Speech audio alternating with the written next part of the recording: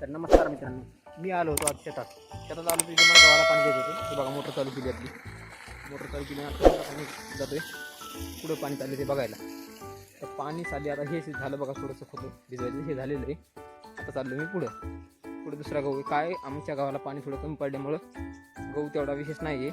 हे बघा इथे गहू इथे पाणी चालू आहे. असं गव्हाला आमच्या पाणी कमी पडल्यामुळे विशेष नाही तेवढा गहू, म्हणजे खूप चांगलं पाणी नव्हतं. आता कॅनलला पाणी सुटलेलं आहे त्यामुळे आता मी भिजवत आहे. हे बघा इथनं असं चालू आहे, तुम्ही बघू शकता.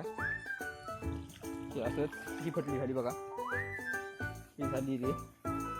आता पाणी चालू आहे ह्या फटलीवर.